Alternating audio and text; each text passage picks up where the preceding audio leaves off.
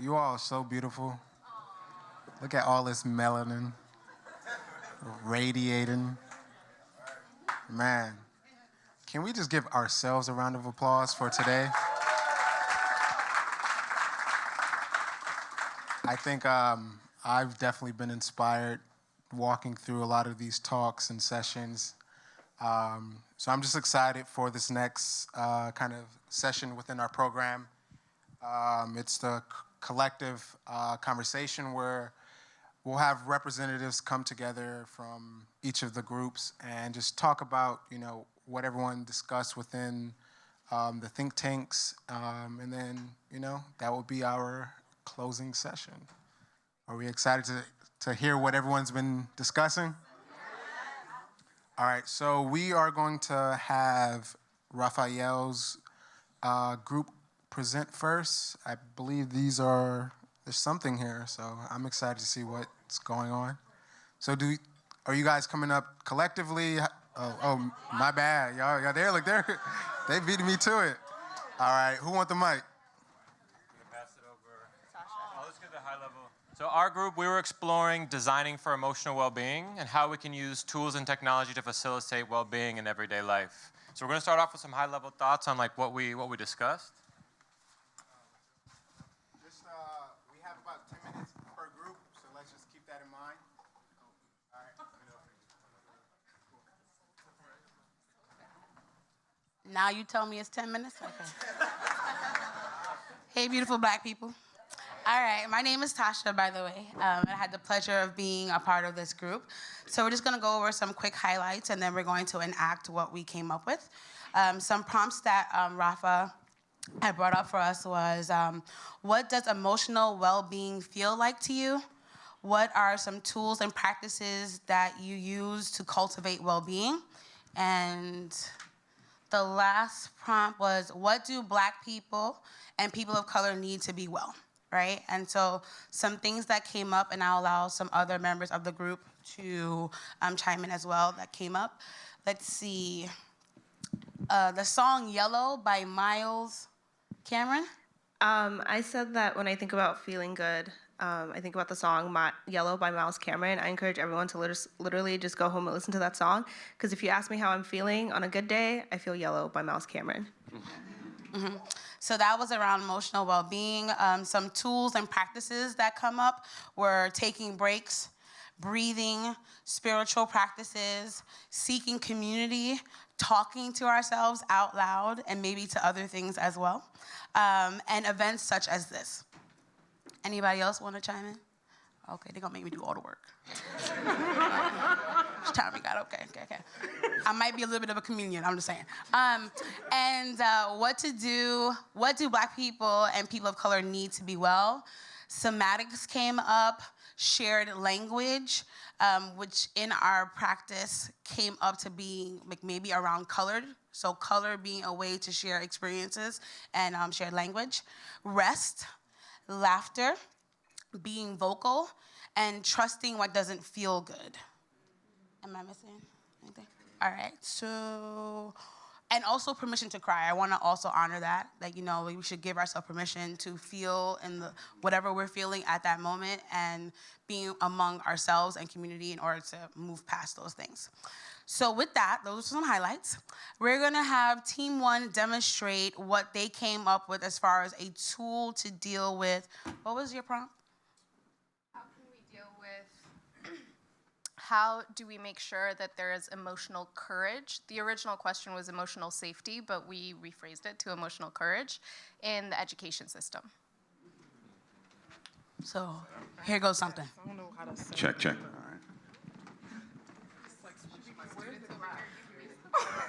I'm the teacher right here. Right. Oh. Okay.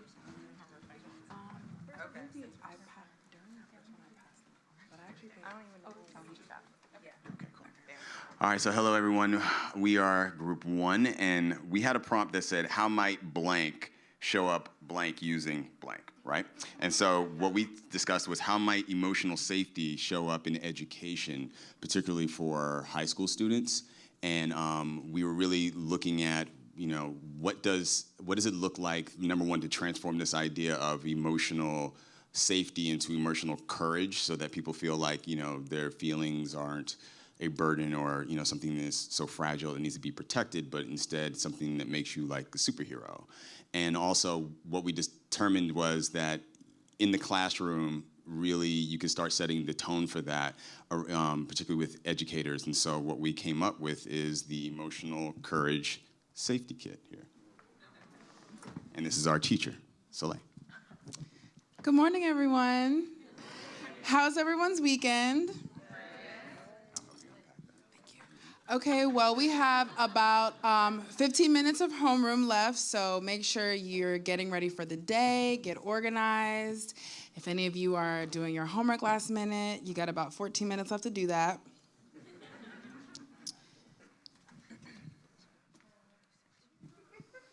don't even know if there's more left.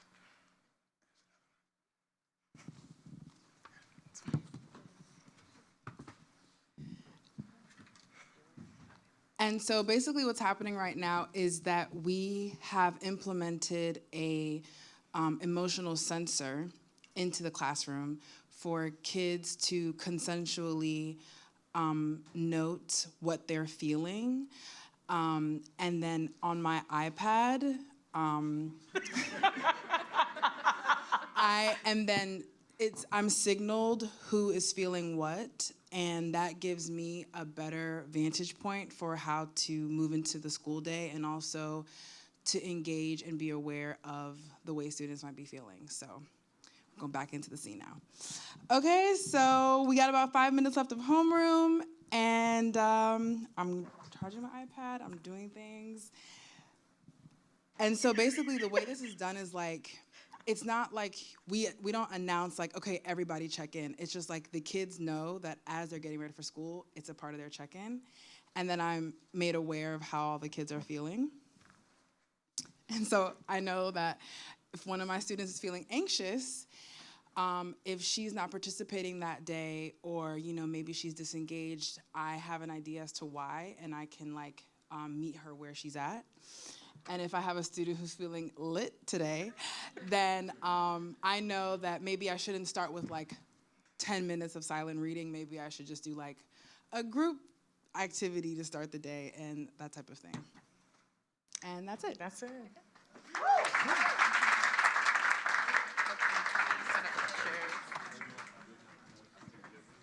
Yeah, you can rearrange it. Yeah.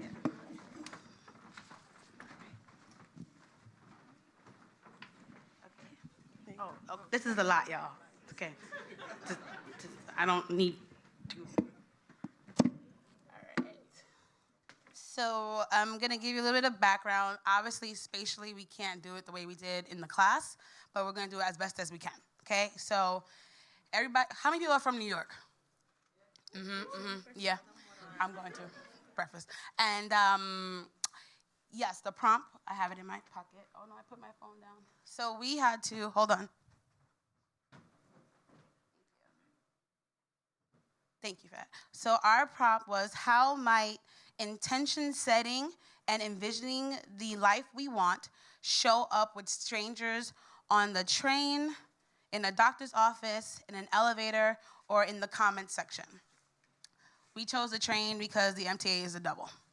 So, y'all know what I'm talking about.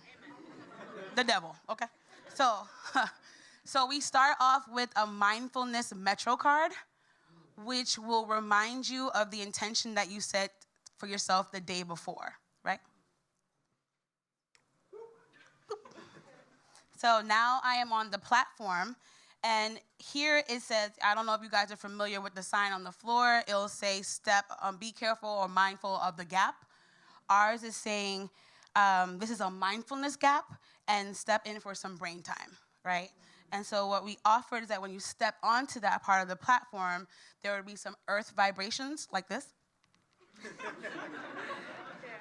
You want to align our chakras, you know what I'm saying? Okay? Y'all with me? All right, cool.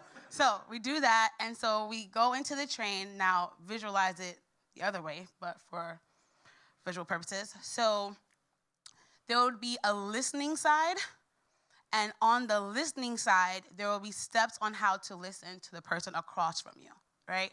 And so those steps are to, 1, keep eye contact or make eye contact. 2, do not speak, but offer some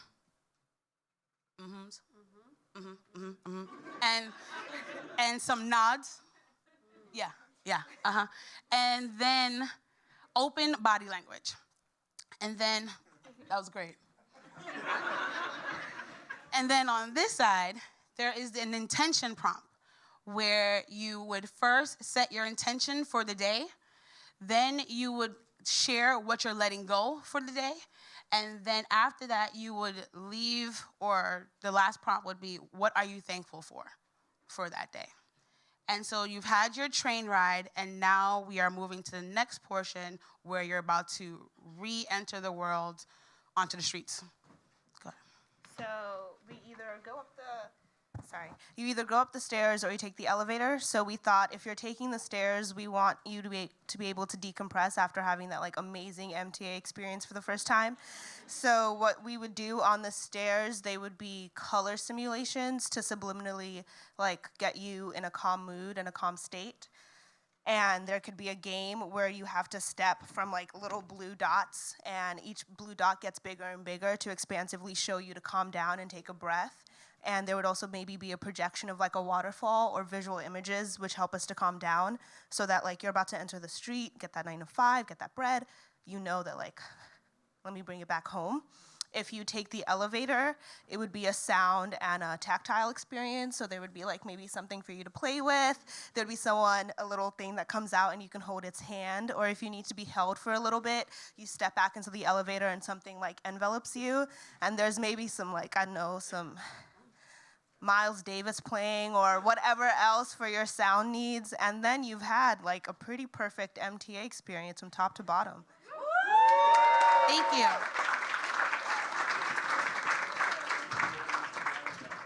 Thank you, everyone. I love the prompts. Next, we'll have the group that was in Taylor's think tank. Are you guys coming up as individuals, a group? Come up as a group, and we'll have a few people speak.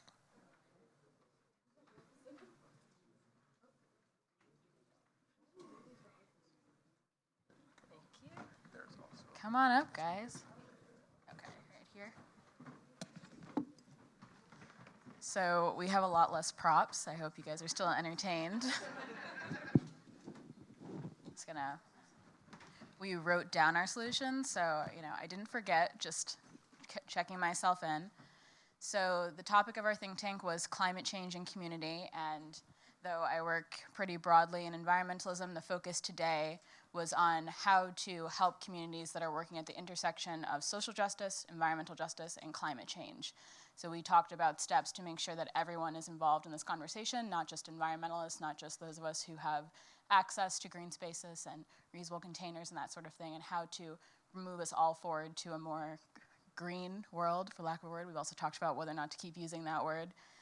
So the things that came up in our think tank were to plan communities around groceries, to link farmers to communities, the role of mass production, and then most importantly, mentality change.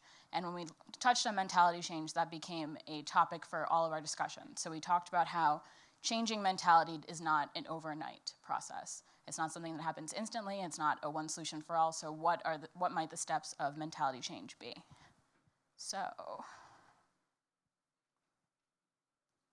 the first one that came up, and something that came up for all of us, was information and how to get information. So I'm going to let everybody else talk and talk about the ways in which we talked about information disseminating and how we should go about disseminating information throughout the country, throughout the world.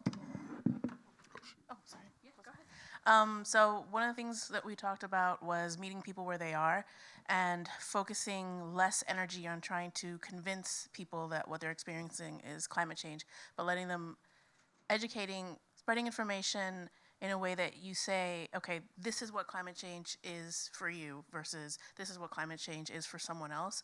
So for example, like in an area you might have desertification, that's what climate change looks like. In another area you might have stronger and stronger storms or food insecurity, so things like that. still on information.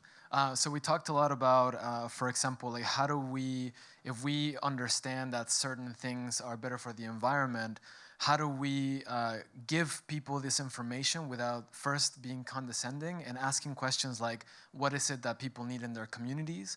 And so that we can better kind of combine the information that we have with what each individual community might need. We also touched on the very controversial, though it shouldn't be, concept of health and healthy food as a right and the right to a natural environment and what that might look like for communities, and accepting as Black and brown people that environmentalism belongs to us and not just to white people and rich people and people in the top 1%. So. Oh, you talk. So we talked about how living and eating healthy should be a right, not a privilege. And we talked about the mindset of when you live in communities, for example, my background, Dominican Republic, when I was young, my family grew food.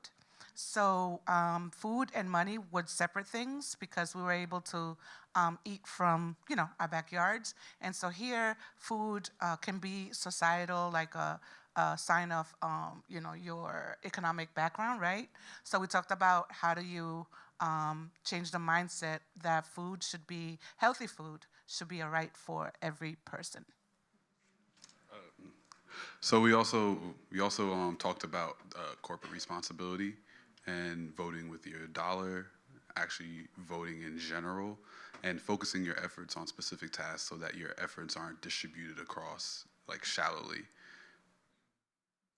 We also talked about how, as artists, we can best represent and disseminate this information into the community to educate and help motivate people, to trigger them to get involved in this effort.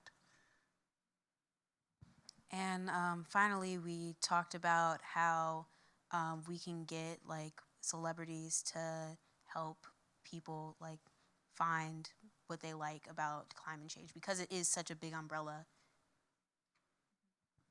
So one of our final topics, one of our larger topics, and one that includes a charge for everyone here today, is to support the grassroots organizations, the people on the ground in communities who are already doing this work. There are a lot of bigger names that are involved in the environmental world, a lot of ones that kind of grab our attention, but there are also smaller branches of the NAACP, smaller community groups that are working very hard and are dedicated and are tired and are still fighting these fights on the ground for their communities, but they need support, and they need support in whichever way we can give it to them, whether that's monetary, whether that's sharing their message, whether that's working with them, whether that's volunteering. A lot of these communities know what they need. They can speak for themselves. It's just about amplifying their message and amplifying their power and doing what we can for them and supporting them. So overall, the climate change and community think tank was started with one big hurdle, which is we cannot solve climate change in an afternoon, and we were not going to. We also cannot make America an equal operating country that's going to achieve environmental justice in one afternoon. But we do know that communities need us. We do know that they're experiencing catastrophic change, and that information is not always available to them, it's not always accessible to them, and it's not always readily made known to us that they're experiencing them. We also know that we, in particular, standing in Google in New York right now, are in a space of privilege, and that we should be careful in the way that we have these conversations, and that affects how we go out into the world and continue to have these conversations. So climate change is scary, it's big, it's all-encompassing, and it's something that has touched on all of us in different ways. And when we leave here, hopefully we leave here a little wiser, a little more compassionate, and ready to give back to the communities out there that are doing this work and that are working to support each other and that need information and that want to give information. So that's about it for us.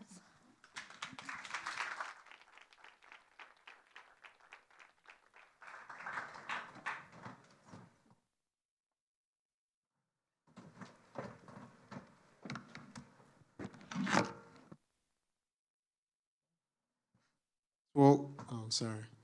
Next, we'll have Jordan's group come up. Give them a round of applause.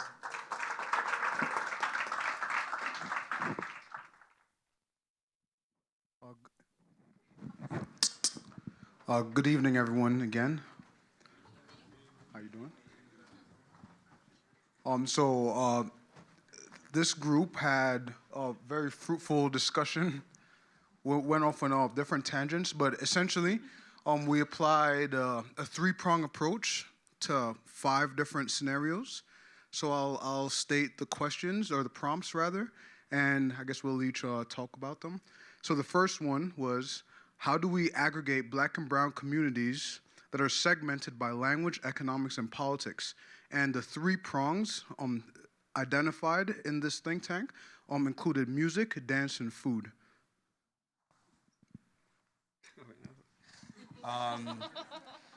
I know for me, I think one of the things that I spoke about in terms of music, dance, and food was that each of that is very personal, depending on our cultural backgrounds, and that's something that I know from my family, we do it with love, and when we do it with love, we want to share it. It's just something that's like almost innate to us. Yeah, I mean. So when we spoke about breaking down barriers, one thing that Jordan just mentioned was that we talked about food, music, and one more, dance. So I guess I'll touch on the music portion. I know that in our think tank, we really talked about sometimes, not really understanding what is happening or what's being said in some of the music, but it's kind of just like that unspoken language that you don't really need to be totally aware of. Like, some people on our team love K-pop, and we kind of don't even know what they're saying. Some people liked, Afrobeat, not really understanding what they're saying. So it was kind of like music as a thing that we have all in common that could bring people together. No, you can't pass the little man. We had like a passionate debate about Lil Uzi versus. Oh yeah, like what's wrong with Lil Uzi? That's not the conversation. All right.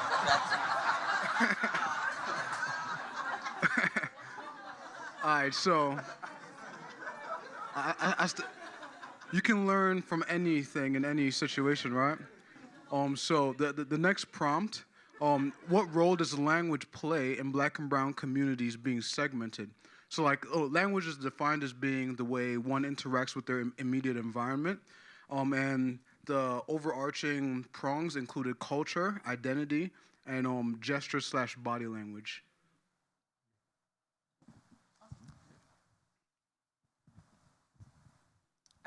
I think I spoke about the gesture/body language one because I was relating an experience I had when I used to live in Madrid, and I was on this 2-hour train ride to Segovia or something, and this woman wanted to come and sit next to me. She looked at me in my face, and she was like, she wanted to sit next to me, and we had a conversation for 2 hours, even though she didn't speak English. My Spanish is not very good, but I learned that she used to live in Paris, she was married, she had kids, she had a flower shop around the corner from my house, like all this stuff, and we literally had a conversation for like regardless of like what our language was, like we shared this like really beautiful experience on like a train ride through Spain. Like,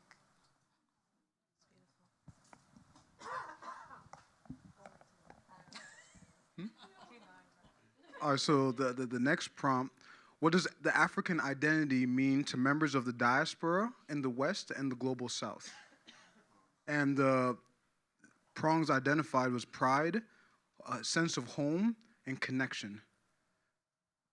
So I think for me and my family, being from the South and kind of being stripped from anything that is African, and being teased for, like, I remember African kids in our school being teased. And so it was always this idea that, like, it's not cool to be African, to be from Africa. And if you are from Africa, it's all slavery or starving children. Like, there's, like, no knowledge about your culture. And so now I feel like living in New York, that was the first place that I had, an introduction to anything that wasn't colonized, like beautiful culture, like from multiple backgrounds, and hearing music for the first time that I never got to hear, and all these different things. So there's a sense of pride that I've been able to find from my people, and I've been looking for and searching for a really long time. And I think a lot of us are looking and searching for, and you see it now. Like when Black Panther came out, everybody wanted the dashiki and a head wrap, and and it was something that was evoking pride within the community that I think a lot of people had, but not everyone has had. So it's like we're on the uprise of that. So it's pretty cool. I think one of the things that I mentioned was that, so I'm from Trinidad originally. I was born and educated there, and then my family moved here to New York, to Queens.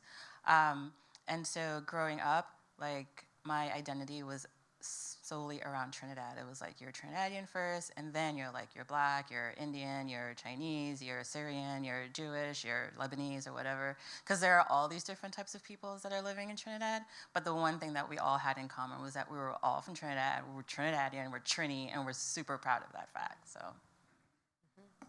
And they think they make the best curry. Yeah, we do. think, you know. Shots fired. I think. The next year we need a cook-off. Oh yeah, a cook-off. That would be great. But I think if we show like more of, like she said, like Black Panther, it like inspired all of us. And Lion King being it like for a theme from Africa, I think if we show just more of African Americans like winning, like movies, like what are they called? Yeah, like even Killmonger. If you guys saw the movie, even though he got stabbed, it was still like Black people were winning, like. Yeah, that's all.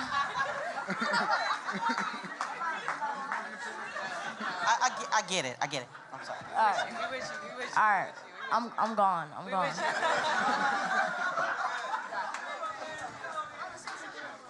I don't have to say right now. Oh, you're good. After today, I know that Black people are winning. Did you hear his like whole presentation earlier? Everyone needs to like big him up one more time, man. Like it was.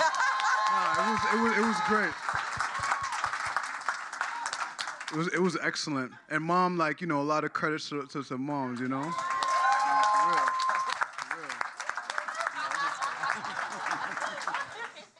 So the next prompt, how do we break free from the indoctrination of colonial days that we still wear, whether being the language that we speak, or the food that we eat that has been actually enculturated, like we spoke a lot about, like, poverty being applied as our culture, and so forth. And the prongs that we identified included education, the concept of creation, and understanding the value of self. I've got the mic, don't I? I also, all of these things are true. I think having our own things, depending on each other, collectively, having a sense of empathy and wanting to hear what the other person has to say. All of these things will move the culture forward to debunking all of the myths that have been put upon us, that we are lazy and that we are just so many things, which is like completely opposite of the experience that has actually happened. So I still don't understand how these things are, even in 2019, you'll hear some racial epithet. Well, you're all lazy and you're this and you don't want to work when, a lot of Africans were the hardest working people in the world. So I just don't get it. So I don't know. Yeah, take it. And we talked about how once you get past that overarching sense of otherness and beyond the colonialism, that there's infighting a lot of times. And, whether it's a fun exchange about who has the best curry or jollof or whatever the case may be, we've all seen that movie before. It gets problematic in the sense that you start to divide among tribal lines, among national lines, and you create these senses of identity that you want to be preserved, but you see them in opposition to one another. And so we talked about not only acknowledging the differences, but appreciating them so that it's a positive way to coexist within our cultural dynamic.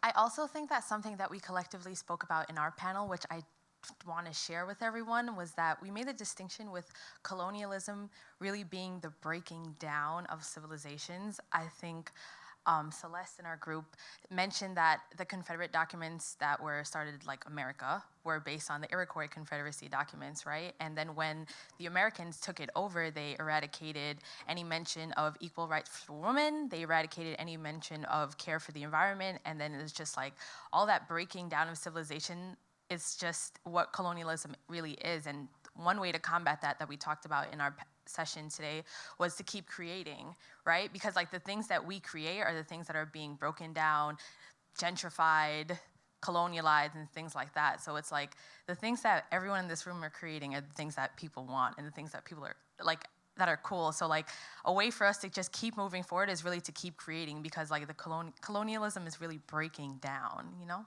So.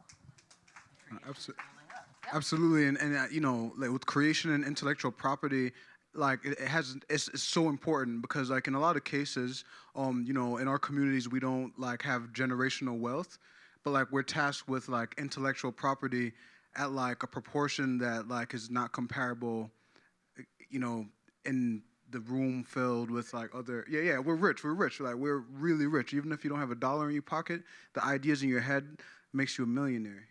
You know what I mean? And the next prompt, the final prompt was, what steps can we make towards reducing the brain drain while increasing control over infrastructure? And the prongs included ownership, empathy, and investment. I'll speak on that real quick. I think one of the biggest things, kind of tying to what you were just talking about, is like understanding your value, that each of us here today have our own unique perspective, which, you know, may have been heard or hasn't been heard yet by, you know, people that need to hear that story. And I think it's really important that we really take hold of what that perspective is, and then own that perspective, so that way we can actually unify and come together and put that out.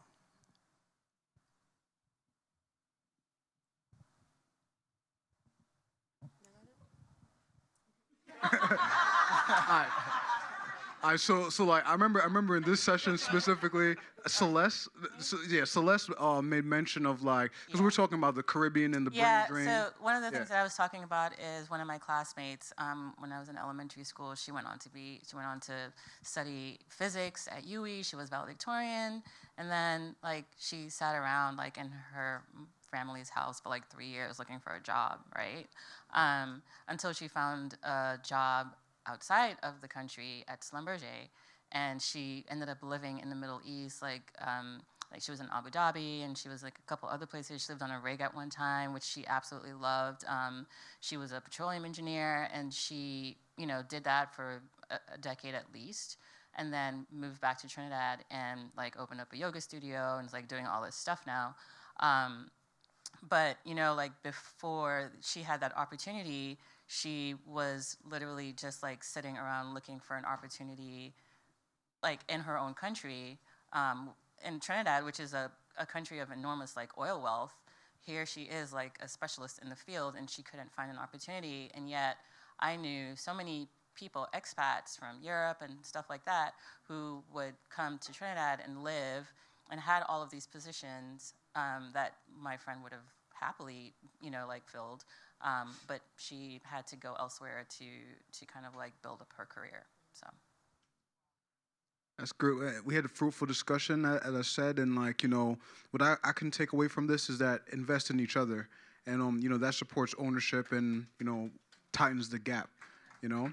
But thank you, AFROTECTOPIA, for having us, and thank you for the session. What you got to say? I got one more thing to say. Huh? That way.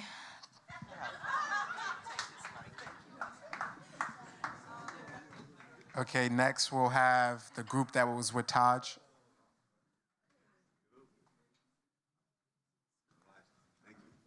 I might just need this for this notebook. this group was so awesome. This entire thing has been amazing. It's a little surreal for me because I just moved back to New York. I'm an older gentleman, I'm like 42. I've been always into creative and technology, and it's been so rare, maybe never, that I've been in a room like this. So I just want to thank you all. It's like sitting there, I'm just like bursting with joy, because it genuinely started, Ari and I have a mutual friend, and then when I just moved back, my parents are from Barbados, shout out to the Trinity, yeah, whoop. And I was like, oh my God, I don't have an ironing board. I gotta get to Target and get an ironing board. So I was like sweating, I was running through the Brooklyn Target looking for an ironing board, and I don't know if you've seen that like Spider-Man gif where you like see a friend or someone you kinda know and you're like, you know? Ari, I love you, you're the best. She was like, yo, I'm doing this stuff, and I'm like, I'm doing this stuff too. And she was like, you should come to this, and oh my God, this is like one of the best moments of my life, so thank you, yeah, it's really dope. And here's my awesome squad that was with me earlier today. So we were talking about beyond the logo and the importance that like branding is cool, but you can do a lot with branding in terms of social impact. And in that branding, it's all about experience. So we tackled it in 3 areas. There's like the personal branding, like who you are, what you represent, what you do. The collective branding, who you roll with, your squad. You know, you see a lot of really cool folks doing amazing stuff right now, whether it be like the Madberry Club. I don't know if any of you know those folks, but they do like some amazing work. I think they just kind of disbanded. I think about like street etiquette, then looking at what Joshua Kesey has done with tonal, and like that's making a difference. To one of my homeboys, Wale Oyejide, he's doing a Kerry Jones, which his scarves, which really show like the beauty of African heritage, was featured in Black Panther. Like we were talking about all of these steps that you can do to really make impact on the world. And so with that, like, you know, we came up with these like 5 strategies. Like it's all about consistency, purpose, emotional connection. It's about that engagement, whether it be your employees of your company, how you show up at work, or just like the squad you roll with, how you all look out for one another. And then lastly, trust, people having trust in your brand and what you represent. So while we were working on that, you know, the group was talking about the work that they do every day and how hard that is and how hard it is to create a brand from the ground up. And in particular, Moni Sade had this story that I think really puts like a fine point on how important it is to just get out there and do stuff. You can quite easily just like sit behind your computer and be computing and putting stuff into Instagram, getting those likes and be like, yeah, I'm doing it. But I don't know if that always moves the needle. It's about getting from behind the computer and making a difference. And so I just wanted them to share a little bit of those stories. Moni, if you want to start. Okay. Cool. Hi, everyone. My name is Moni Sade. Taj's think tank was amazing. I feel more grounded on my mission and just less dizzy in trying to like make sense of all of this. And when we were discussing, I told them that like one of my issues was like, how do I bring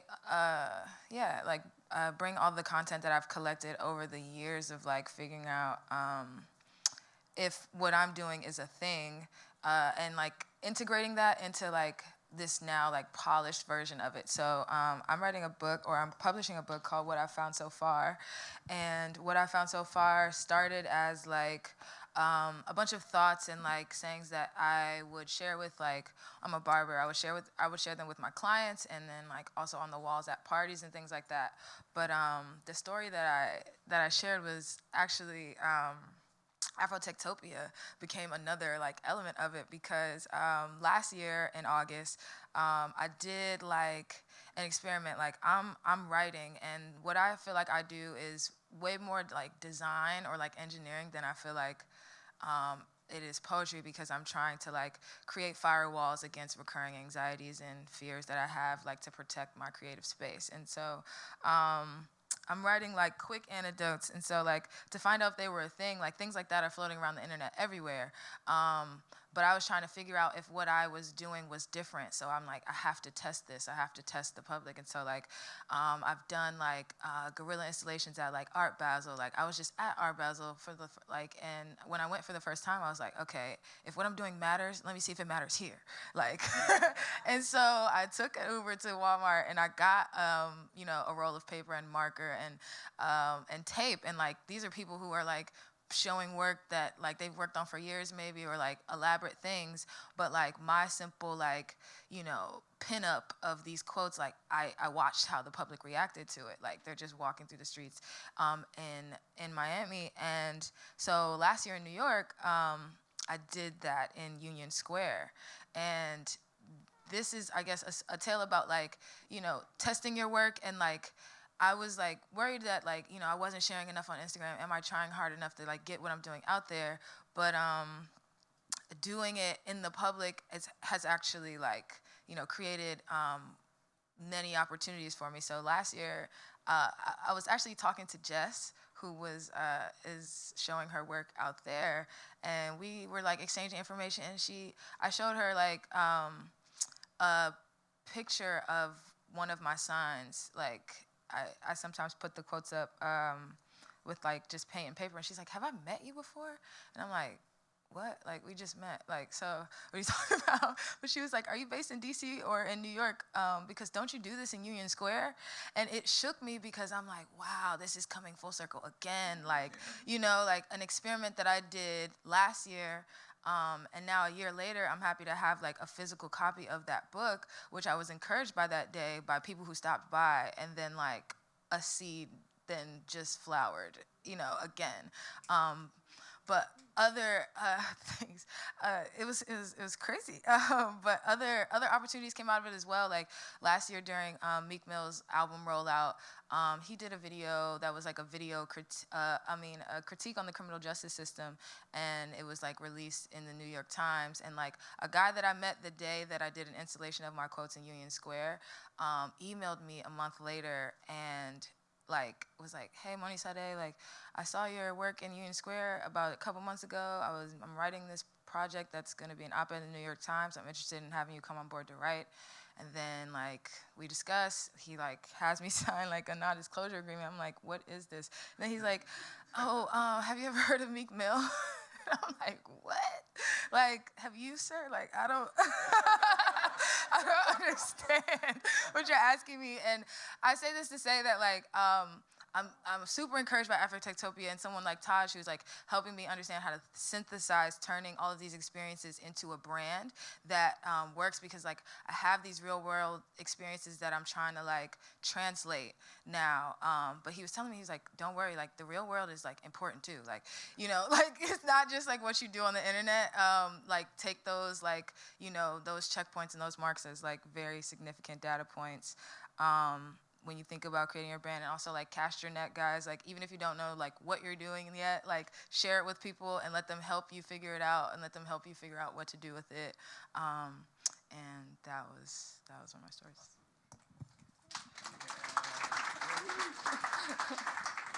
Hi everyone, my name is Gabrielle, or Gabby. I'm an aspiring UX designer. Recently graduated in 2018 from Brown University with degrees in anthropology and health and human biology. So anthropology means that I am well versed in a lot of research methodologies, from ethnographic research to surveying, interviewing, you name it, I've done it. So that's kind of the pitch, you know? That's kind of the career pitch that you want to hear at the job interview. But who I really am, what really drives my soul and my passion is being an agent of change, an agent of radical change and healing in spaces for people from underrepresented communities. And so I think Taj's talk really helped me to start thinking about how I could possibly bridge those two things. I want people, like I was saying in the think tank, I want people to know that in India, the system of servitude is still ongoing, and that's often something that gets hidden or buried in history. I want people to know that South Africa will not have clean water very soon as a country. And I want people to know that in Brazil, there's a lot of maternal violence against women in obstetrics, where they're sometimes handcuffed to their beds in labor. Imagine that. And so not a lot of people know about these things, and I feel like my journalistic writing is how I really want to get to those problems. And now that I'm entering the UX design space, I really want to see how my ideation techniques, how my prototyping, and how my research can turn into really an impactful way to bring those conversations into the public in general. And I think Taj really helped me to think about how I could bridge those two things together in a way that wouldn't scare Google away or like, and would still make me money and get me to afford rent in New York City. So that's kind of what I earned from here. Yeah. Hi, my name is Bree Person. Shaka actually was my professor at SUNY Purchase. I also studied anthropology, social and cultural anthropology, and also media studies. So Taj's 5 strategies actually resonated with me heavily because I tried to practice this within my own work. I do installation art, so I take my pieces into low economic communities, and I try. Did someone say Bree? Oh, Get 'em. I'm like, what? Okay, so I'm from the South Bronx, and there's not a lot of centers. So there's not a lot of centers for people from this area. I realized coming from a school where it was predominantly white, that a lot of people have access to spaces that we don't have access to, especially when it comes to like your financial standing.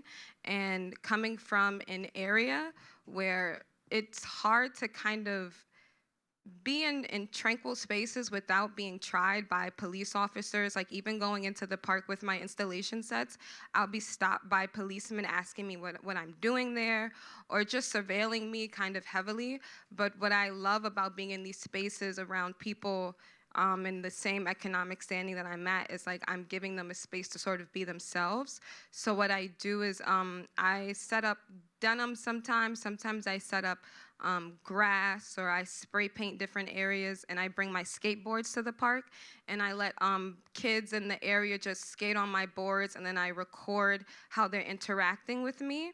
And what I do on the side is I go into the city and I set my camera up in white spaces, and I just sit and I allow my camera to roll and record how people are surveilling me in white spaces in comparison to how I am in black spaces. Yeah, that's really awesome. My Instagram is Bree Person. It's just my name.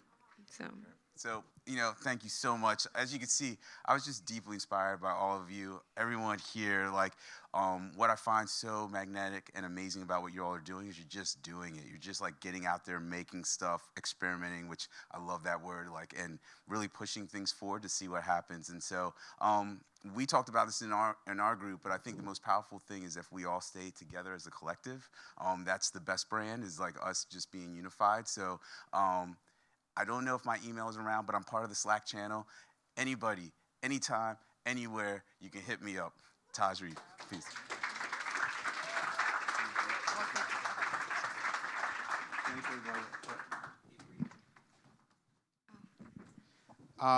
So just want to encourage us, because of time, we want to keep these presentations per group at 10 minutes. So if we can have the timers up again, the timers would be to your right. Next, we'll have the group that was with Mutale.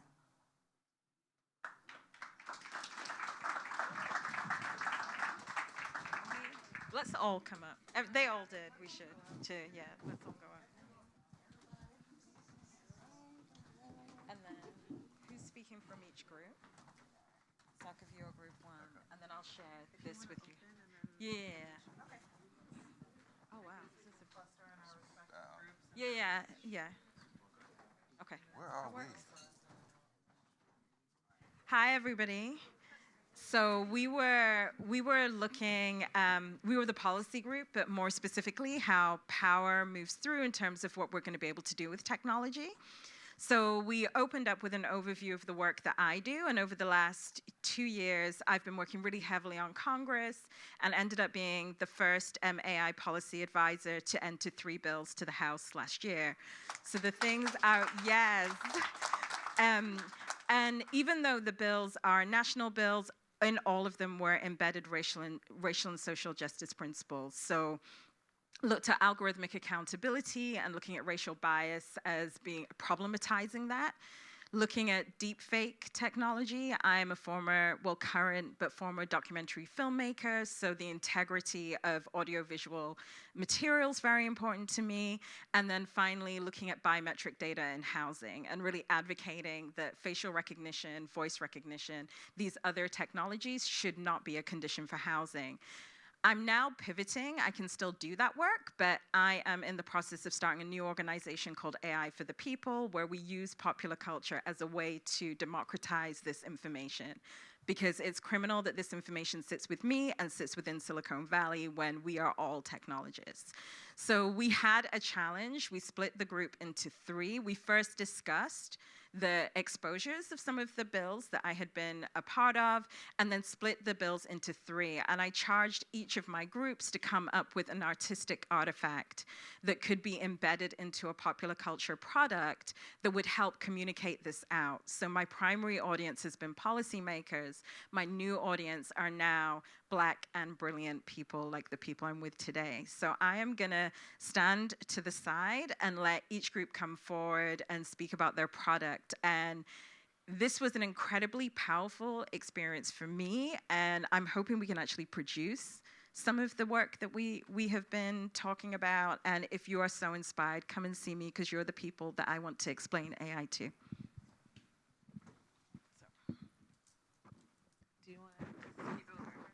Okay, for the facial recognition group, we talked about the ways in which AI and machine learning are marginalizing already marginalized groups, and we wanted to come up with a creative way to educate, humanize, and affect policy in a way that was more personal, and allow people to put themselves in the shoes of the people who are the actual users, while educating people on the actual use cases that are going to be out in the world, outside of the ways in which that we're already being marginalized, like police profiling and building entry and things of that nature. So we had one idea that was a winner in Medalia's eyes, actually in all of our eyes. It was really good. We want to see it on screen, and we'll have a brief synopsis of what we hope to produce in the near future.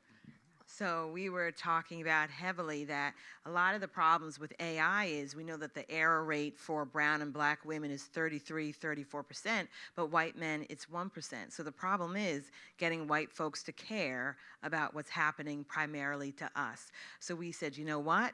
That may be showcasing what is going on with brown and Black women and women who have almond eyes. So let's say Filipino women. So what we imagined was a scene on the Upper East Side, a typical school that's really busy with pickup. What happens to schools is pickup is impossible. Rebecca and Johnny have a play date and a different nanny has to come and pick them up, and it causes all sorts of chaos. So teachers looking for an app, and now guess what? It's an AI app that actually scans the face of that brown or Black nanny or that Filipino nanny.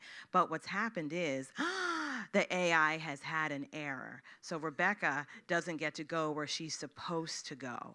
But one after the other, little girl, little blonde girl from the Upper East Side keeps disappearing. So you cut to some foreign national conglomerate and you see they're all about sex trafficking. They follow that brown and Black nanny, that Filipino nanny. They couldn't pick up her almond eyes. It was easy for the national conglomerate to switch out who was picking up that child. But sex trafficking, who comes to the rescue? Liam Neeson and Mutali. They're going to stop this problem. They're going to tell us how to end the error rate. It could be like a diverse movie. It could be like Liam Neeson and Angela Bassett or something. There you go. And so I'm actually in advanced discussions with showrunners and film people right now about embedding stories. So when I heard this, I was like, we need to write this down, and I have a call with the foundation tomorrow. We need to pitch this. So this is the type of work.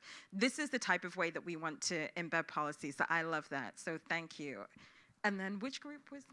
So our group was creating an experience around what was called a shot spotter policy that's being implemented in New York at the moment. Was being put into production, where at the sound of a shot, a system will start ambiently recording all the sound in the area, and just at the sound of a gunshot, a system will just start ambiently recording audio data. So everything anyone in the area is saying. And so we created an immersive theater experience around this, which would sort of dramatize this for people and give it an emotional feel. And it's simply two very similar sets of people in a house setting, but one is in an area with a lot of gunshots, and one is in an area without that. And as people are coming into the experience, they are being mic'd up, and we only activate some of the microphones. But, and while we only activate some of the microphones, and so they're recording, and everybody is hopefully sinking into the experience. In the gunshot area, those gunshots are being recorded, and we got sort of a data visualization of the amount of data, but without real context. So you just see like a dot, and it slowly gets bigger and bigger and bigger and bigger and bigger. And then after the experience, everybody gets, to talking. We come out and we let them listen to the audio we've been ambiently recording. And then we have a professional, somebody who's working with, sound, somebody who edits sound, come out and discuss and perhaps perform some of the things, right, that people can be made to say with these snippets of conversation, some of the ways that it could get interpreted and put into the system, and hopefully scare people. And then that's something that can be played in a congressional setting so that they can see what's being said in their own district, and we can really test what privacy means or doesn't mean in certain locales. And then the final group? So we spoke about emotional recognition technology, which is still kind of nascent, but is already being beta tested by companies like Walmart. And we came up with a scenario that birthed a comedic scenario. So it is the opening episode of the next season of Insecure. And Issa, she needed a break from her job because she wanted to do her own thing, but she was trying to fundraise to do her block party. So she's going to go get a job. She just got the job at, the new Salesforce office in the burgeoning Silicon Beach area. And it's her first day on the job, and they tell her about this emotional recognition technology that is monitoring all the employees to make sure that the happiness level in the office is copacetic and high. And for Issa's manager is a white woman, and she keeps getting a notification that Issa is upset at work. Black affect, we talked about, is often misdiagnosed, where indifference is interpreted as anger or resent or sadness, And so Issa keeps having to have these conversations with her manager that, her manager is actually not prepared to have with her. And also by her manager relying on a technology to become aware of Issa's affect, her manager is now, offboarding all of her emotional intelligence onto a machine, as if it wasn't bad enough. Anything else that we? And then it just keeps happening. Like in the episode, she just gets called in again and again and again, and she tries to modulate her affect, but to no avail.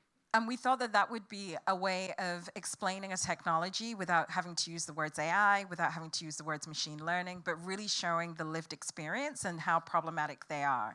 And then that becomes a tool that can not just move governmental policy, but can actually move the way that we work differently. So we have 8 seconds left. Thank you so much. I enjoyed working with you guys so much, and I hope we can work together.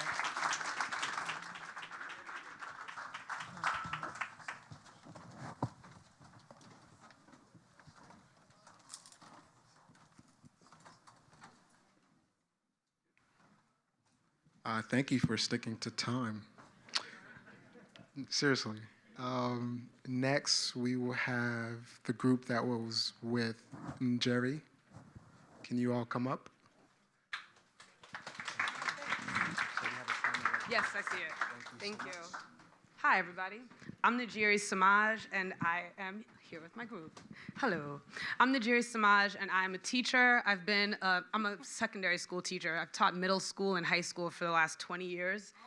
And so I've taught probably in every single kind of school. I grew up in Jamaica in Stony Hill, St. Andrews, and then I moved to the Bronx, and I went to middle school there, and that's the first middle school that I taught at.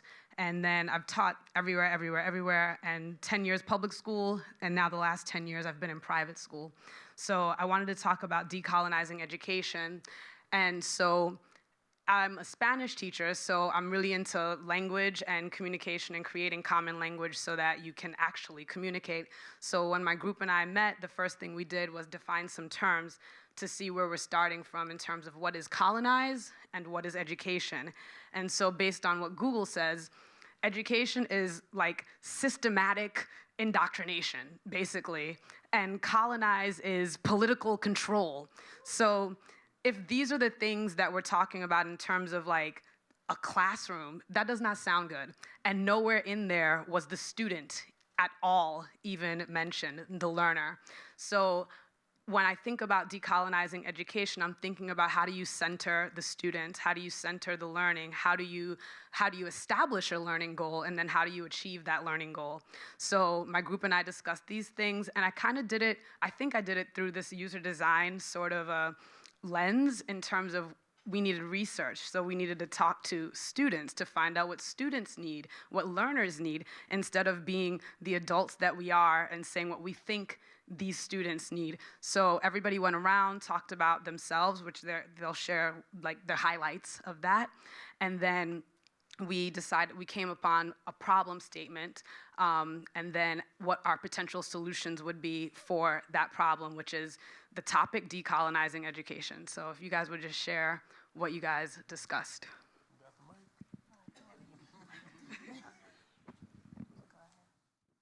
So we all went around and talked about our educational experiences and some common themes that we found. And a lot of common themes we found were things like isolation, and what were some other themes? I think class. Oh yeah. Yeah, class, isolation, feeling like you don't have space, lack of space to experiment. But we also saw is that we all kind of had a turning point where we kind of broke away from what was not serving us essentially and figured out how we could take over our own education narratives to make it serve us. One of the things that I took away from our conversation was questioning why. And we talked about that in different aspects. We talked about that in language, you know, the language that we speak. So most of us speak English. That was a construct of people who, you know, we didn't come from. So breaking that down and understanding that, you know, we can bend language to be what we need it to be. And then for me, just thinking about that in a broader sense, just breaking down and questioning why we do things.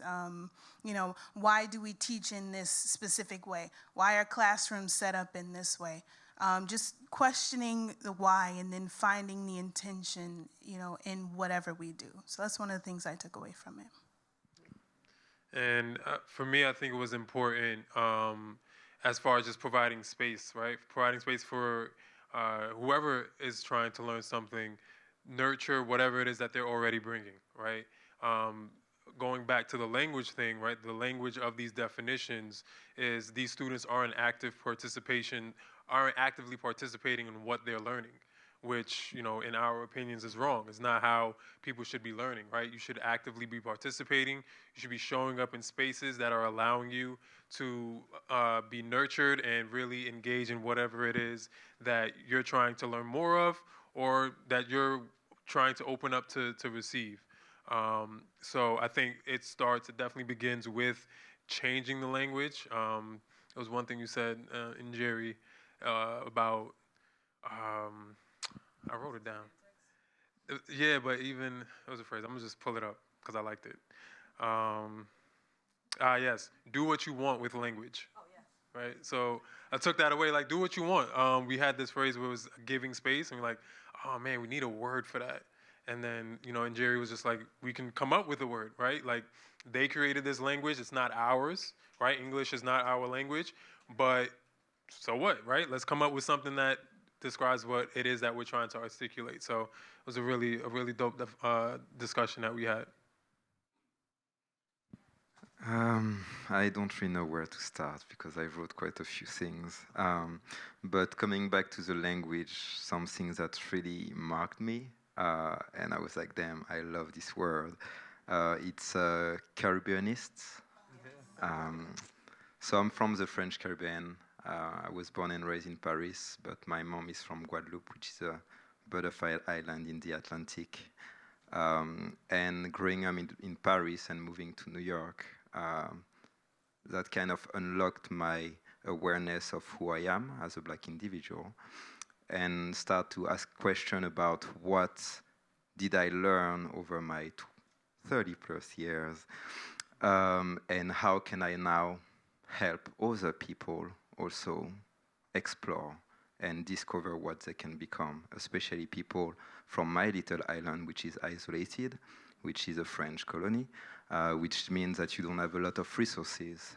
So for me, what was important to discuss and what we've covered is how can, and we brought this question, how might we inspire or support a learner?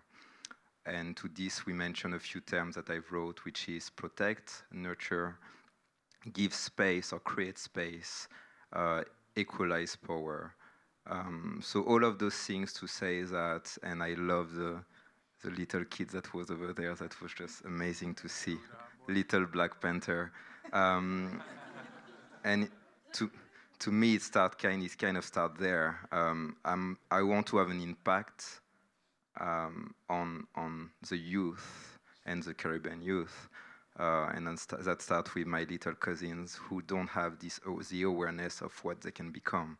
And just hearing this little boy sharing something so deep as who does he look up to just through a movie is very powerful to me. So that's what I enjoy, just you having the space to actually share this, because that educates me on what I can do to help other young boys and young girls like him. That's it. I'm going to tell you what our problem statement was. So what we finished on when we had all this, we were the research, and we basically came up with our problem statement. So instead of saying, how might we decolonize education, which would assume that education as it exists is a thing that we're okay with, it isn't, because it's not a system that invited us or includes us or nurtures us. We came up with, how might we protect the vibe of the learner? And really, that's what it's supposed to be. Like, if you're anywhere, you don't have to be a teacher. You don't have to, if you're any human that is going to be around another human that wants to know something, and naturally other humans want to know stuff. Your job is to not beat it out of them. So protect the vibe of the learner. And so that's basically what came out of everything that we talked about. Thank you.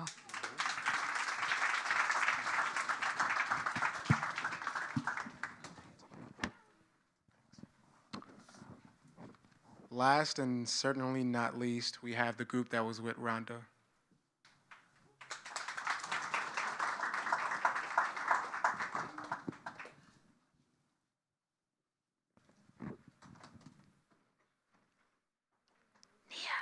I see you, girl. Nice try. Okay. So my name is Rhonda Watson. I'm a researcher at the Toronto Hospital for Sick Children. Our session was titled Afro Health from Medical Apartheid to Digital Health Revolution. And what we started off doing was just discussing the health disparities.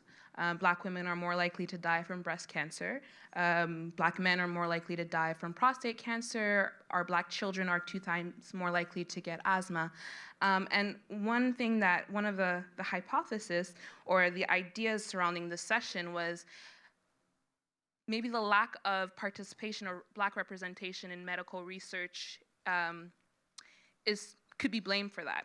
And increasing our representation could lead to better outcomes for us. And how can we use digital health and tech to improve our health outcomes and bridge those gaps? So as one thing that's important is that 40% of the population in the US, so the minorities, black people, natives, Hispanics, we only take up about 5% of participation in medical research, which is to say a huge gap. And because of it, we have lower quality of life, costs of medical care is higher, and so on and so forth. So what the session went on in terms of 4 different parts, we highlighted the barriers to Black representation in medical research participation, which also led to us speaking a lot more about getting care in general and the different difficulties that we encounter as we try to get care. Then we went on to talk about how we can address these barriers. And then lastly, we looked at the opportunities and the concerns about emerging digital health technology. So I'll let each person discuss their major takeaways. I hope you also speak to the major contributions that you've made to this discussion, and I thank you all for participating. Cool. Hi, I'm Nia. One of my major takeaways, I think it was kind of a thread that we talked about throughout our entire discussion, was how can we build up medical knowledge and medical resources within our communities, speaking about how can we become more informed about our family histories, how can we be more informed in our communities about the types of care available to us, the experimental clinics going on that we can get access to, how can we create our own networks and keep each other informed, I think was one of my major takeaways. And then thinking about, with that, how can we make our health care a little bit more holistic. When we were talking about solutions, one thing I thought about is, like for me personally, like on Instagram, the pages that I follow that are talking about self-healing and mental healing and kind of becoming more aware of the traumas that we hold within us and kind of bringing that to the forefront as a potential solution to our general, maybe a general lack of awareness of the different ways in which we can heal. Hello, my name is Marilyn Nance, and this is such an amazing crowd. I had to figure out which group I was going to sit with, and I could have been with any group. And I want to say that before AFROTECTOPIA, I didn't know what medical research was. I had never met a medical researcher, but I just want to speak holistically. On Friday night when AFROTECTOPIA opened, Rhonda was one of the first people I met. So we've been talking throughout, and so when it was time to figure out what group I would sit with, I said, well, let me close the circle. I started with Rhonda. Let me sit with Rhonda's group. And so I think that what I want to say is that we have to think holistically. There's no right way, there's no right group, but always consider in what I always consider in what I do, making a personal relationship with at least one person. So I'm glad to have met Rhonda. I know a lot more about the health system. That's not my area, but we all have health, things to say. What was that a message? Okay, I got it. I thought you were like, stop, don't. But I wish that I could have made contact with each and every person, but like I've got an Instagram too, so we'll stay connected. Follow her on Instagram. Oh, okay. I'm gonna give this to you and then Natalie. All right, my name is Natalie, and what we talked about today was one of the barriers that I see as dealing with healthcare. Sorry that I'm hoarse, I have a little cold. There's issues when it comes to literacy and people being aware about what is out there. If you're not sure or understand anything and you don't ask questions, you're not going to be heard. So with medical, it seems to be complicated, but us as Black people, we have a tendency to run away from things that we don't understand. So when it comes to medical issues, you're going to sit there and talk to a doctor, and a doctor doesn't have empathy on you or doesn't know how to talk to you or address you or have manners. It makes it hard to explain your whole issue. It's hard to understand what the situation is, so you're going to be like, I'm going to leave this alone. I'm not going to even bother.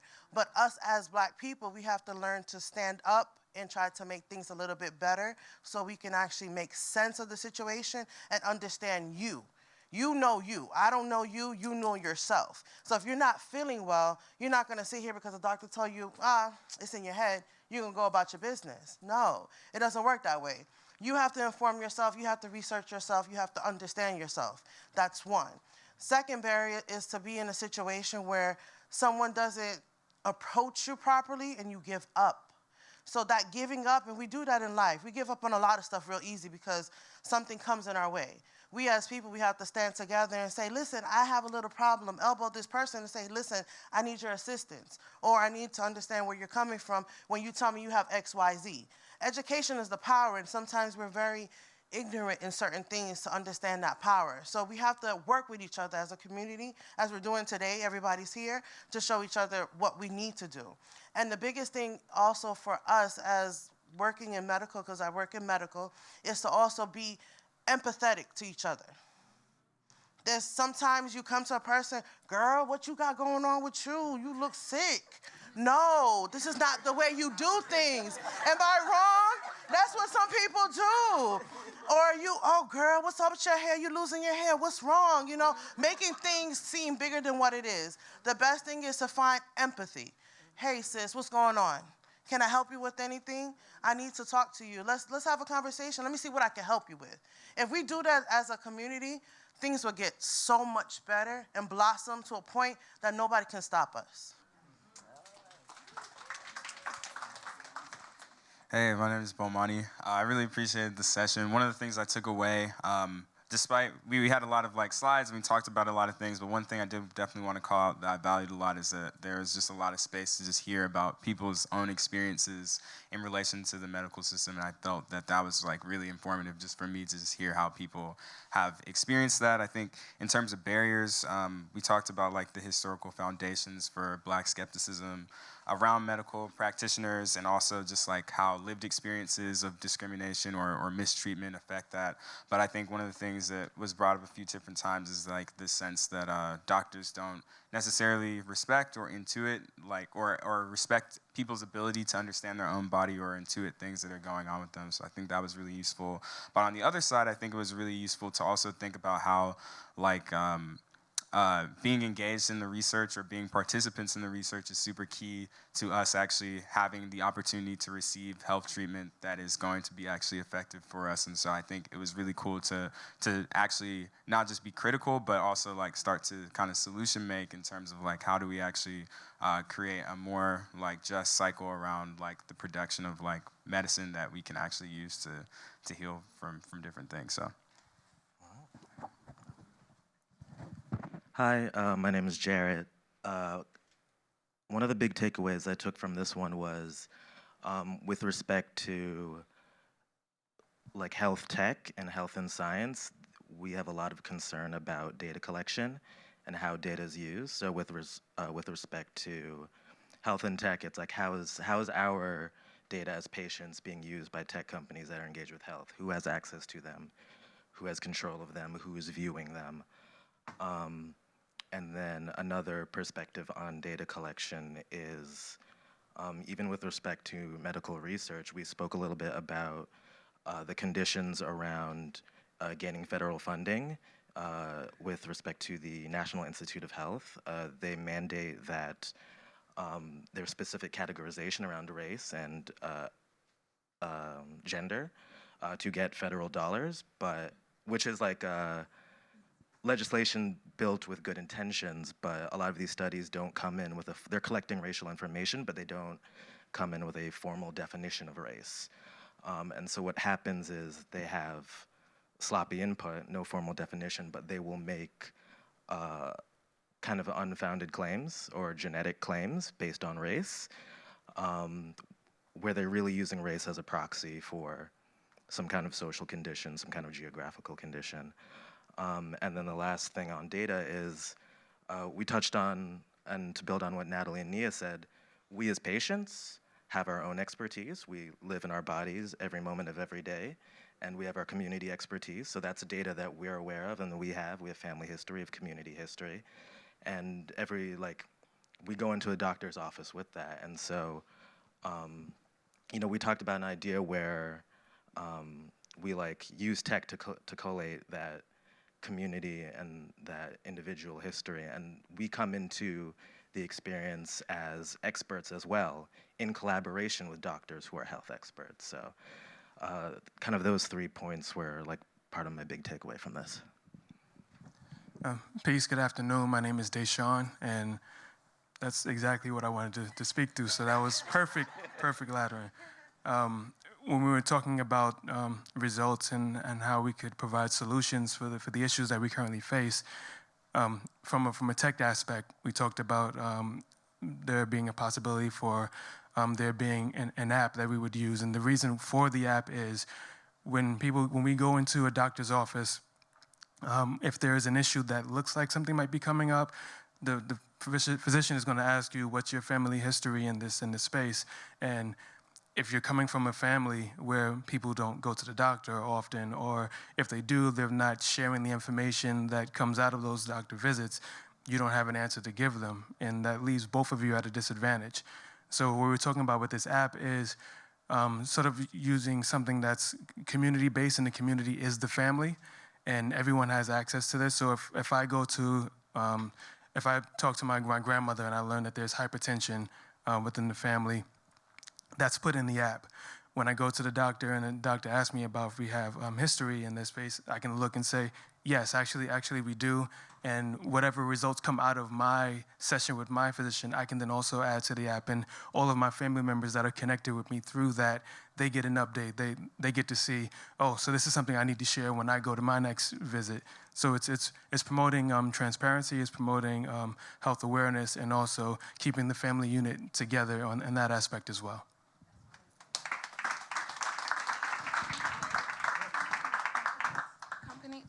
Oh, right.